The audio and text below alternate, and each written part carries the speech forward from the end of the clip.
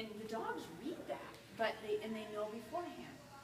So with all these turns, upper body is really important, and so it's still the same thing as agility, is you're just going to draw that line, just ahead of the dog. So then they know before they get there what's going to happen, and they're at an advantage because with information they can be confident, and especially a dog like this. And the other thing is, if you watch him too much, where's the line? I have no problem with people watching their dogs. It just puts them at more of a disadvantage, cueing things. But what happens if the dog drops back? Now what do? Do you have a line in the sand that when they drop back, you don't look back there? Or do you follow them, which is not, that's not good. Because then they know this is not normal, and you looking back is going to create doubt and unconfidence. And so ideally, I'm just going to keep my focus exactly where it is, just drawing that line. And then about like this. Right, so my dog is right in here. I'm just going to draw just slightly ahead of the dog, and it depends. And so then that's going to be constant. And so then my dog he's going to just see this look of, oh yeah, you're healing. And so if he makes a mistake, and he looks up and he sees, oh, that's what you're doing, and you're going, he's going to figure out and fix it easier, right? And so I start doing this on like a counterclockwise circle first, which will be excellent for him. And even in utility, what I'll do is if I have a dog lose position while I'm doing healing, there's so much room in utility to get on a clockwise circle and get them, because at the top, right? You lose your dog, I get on a circle. And I get on a circle, like just say, for instance, this is just showing you the power of it.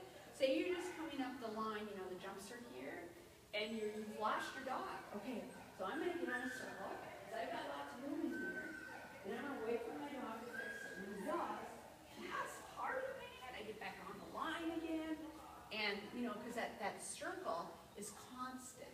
It's a constant turn. With the dog on the outside? Dog on the outside. Okay. And if and what you want to do is work this separately first. Hi. You can probably, there's what? I was just wondering, our computer broke down and it's being fixed. I would talk to someone somebody over here? behind the counter. Oh, okay. So it's circle work. Circle, but I'm just showing you that even with it's that clockwise circle that teaches them position and maintaining it. Okay. And if they lose that position, like if I would just keep going, until they fix it, you can slow down. And if they just get on the wrong side when they're trying, you can turn around for a second. Yay, look at you, how brilliant you are! And turn and go again. You can make eye contact for a split second and then just, get back on it. And there's nothing wrong with just being on that circle and going slow at first. So can you see the dog? Yes. While you're looking at your circle? Absolutely. Yeah, and so the circle, like what I'll have people do at first, even if you have trouble, there's a lot of people that have trouble just staying on that circle. Basically what you do is you just keep turning like this, out in the open. You don't want to do straight, and then you want to just feel like you're turning all the time. So they have to drive to catch you? Yes. And the good thing about it is that it's a constant, predictable pattern for them, and they can be successful at it. And that's how I teach my young dogs how to heal first, is that it's all about position, and I do that all the time. And you can do small circles in it, but I used to, and I recommend to people if they're starting to do this, is just make a circle. What you can do is either with tape or chalk, just take something, and 20-foot diameter is good, 18 to 20 feet. Make an X in the middle and take a line, just put a little chalk mark and another little chalk mark, and then just stay to the outside of that circle, out to the outside. And I would just keep, looking in the direction just a little bit ahead of the dog and stay to the outside of that circle. You don't have to worry about any of that. Unless you're just one of those people that are just naturally able to do that. I know at first I wasn't, but I was doing lessons at Twin Cities for a while with some students there, and they started coming here more often. And I noticed that they had taped a big circle there for a while. And you can do that if you have a pole at all. You can do it around the pole or whatever. But anyway, that's a great thing to do to teach position. And then that helps you stay static and not worry about the dog. And it helps you focus on it. The other thing I would do is I would get a metronome and try to Were you stay. explaining to her that there's a metronome for your phone? Yes. Okay. And it's an easy one. It's one I always recommend to people. The main thing is dogs like rhythm. And if you get out of rhythm, they're like, oh my God, they overthink it. He's gonna totally overthink it. It happens in agility. You can see the rhythmic changes cause the dogs to come in or change. That gets their attention more. Well, it does in healing too. It's no different. If you stay in the same rhythm, they may make a mistake for a second and say, oh crap, and start catching up. So instead of slowing down, just stay at the same beat or even speed up. And they're like, crap, I gotta pay attention. Because if you make it easier, they get, it changes. So that's that was the other thing, is stay on rhythm. Just even if it's slower at first, put it at 125, 122, whatever is comfortable for you at first. And then what I would do is I would work, what I tell people to do then, and I told in my class, is you work it and increase it to. Can I grab my phone and see if we can? Yeah, find I it? can do it here too.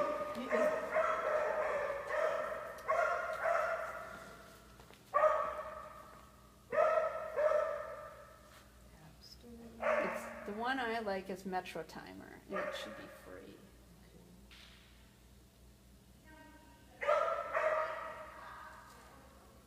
Oops.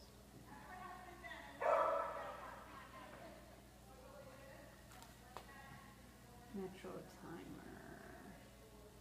Just metronome. Just do metronome. Try that. See what it comes up with. This is it. Yep.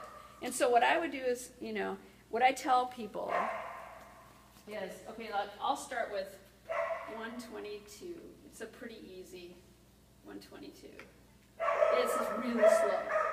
And so I just tell people on a circle, you start marching in place, and then go. So this is pretty easy beat. And what you do is just feel yourself roll. It shouldn't be this kind of a step, because that feels copy to the dog. And then what I would do is, for yourself, increase it by, 3. You go to 125, and try that, and push yourself up to well past 132. It's good. It doesn't mean that you're gonna ever do that, but it's good. I'm a natural fast Practice. walker. You need Right. help? Well, and you know what? Here's the thing about metronome. Because it goes higher, doesn't mean you go faster. It's actually shorter strides. You will actually walk shorter strides. So what I'll do is I'm going to increase it. So 125, I'll go to 127 because that's pretty easy. So here I am.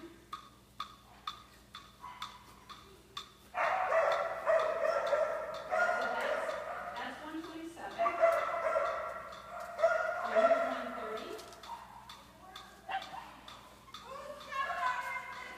My strides have gotten naturally shorter. And so here's 133.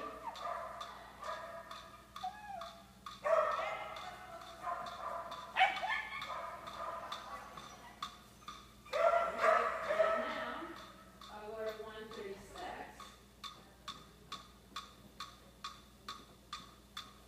And you notice my first two strides are pretty short to get on that rhythm. I want to start on it.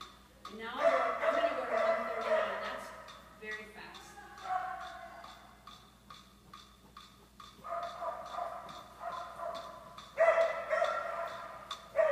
Yeah, so my strides were short. Shorter, but you didn't feel it.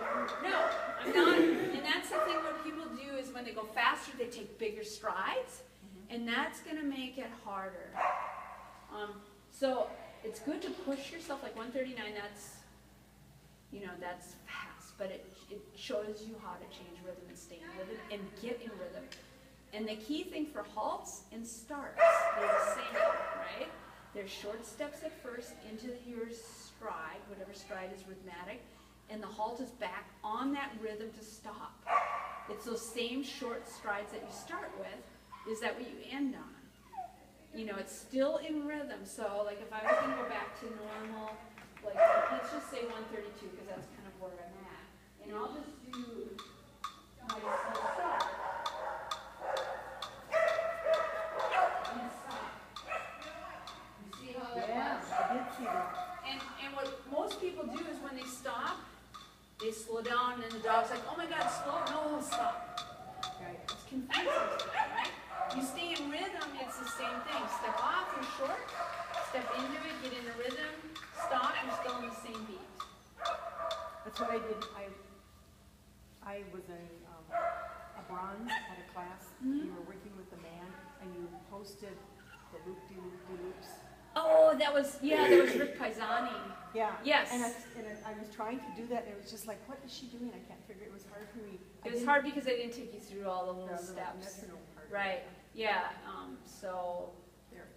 yeah, because the halts are, in and of itself, you know, I can break them down even more, which I'm doing in the class, I just break them down so that people know how to do short stuff. It doesn't matter how many, I don't even want people to think about feet. I don't want anybody to think about what their feet are doing, which foot they're stopping at, getting to the foot, because then you have to translate when you're listening to your judges. This is what happens to dogs in the ring, is you're translating the head to the feet. Yeah. And it takes too long and the dogs feel a disconnect. And a dog like this is going to feel it much sooner than any other dog. That's why the border collies are, you know, they're like, yeah, whatever. Oh, you know, it takes a lot to get them to disconnect. And they manifest it differently by, okay, you know, but this kind of a dog is going to say, hey, this is weird. And what you've got to do is you've got to be predictable for him. And the rhythm is really important for a dog like this. And it'll be hard for him too at the same time, but he'll start feeling comfortable when you're in that rhythm. So in terms of the halting, you know, just stopping and staying in rhythm, you're going to do it right. You're going to totally do it right. Okay, so I'm going to put it at an easier one. I'll put it at 127.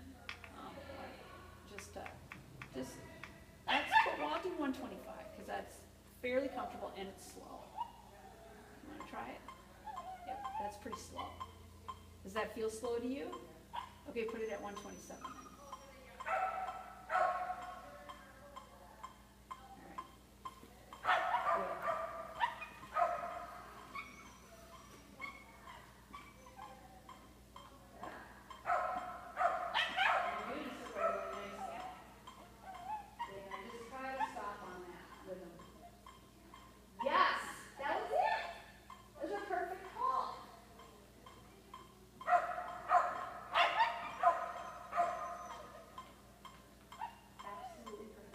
Wow, that feels so different. Okay, so turn that up. I'm going to see how you normally halt. So just erase everything and just do. How do I stop that? It's this button. It stop. Okay. So just like erase everything you did and just. Okay, you tell me to halt. This is totally different when someone tells me than when I do it myself. Okay. Ready, so you. Halt. So those are pretty good. You actually on that stopped in rhythm. In your rhythm. But I suspect that when you're in the rain, you might be worried about your dog, you might damage. And that's why I want you to learn to really focus on the root and let him do his job and let him make little mistakes and try not to acknowledge it with him. Because I really think he's trying, like when he went wide over there and you pointed it out, well, I can see it. But I would just, you know, if he goes wide with me, this might be a little bit different than what I. So there's different kinds of training. You have different ways of. You always change. So if you're working on something in particular, you want it in fast. And everything. But there might be times where I'm working on recovery, right? And a dog like this needs a lot of work for the recovery. So I'm going to let him make mistakes and see if he can recover. When he does, we party. Or we go through steps and party. So that's one of the really big things. You can make a mistake and recover. Yeah. Because he'll. So that's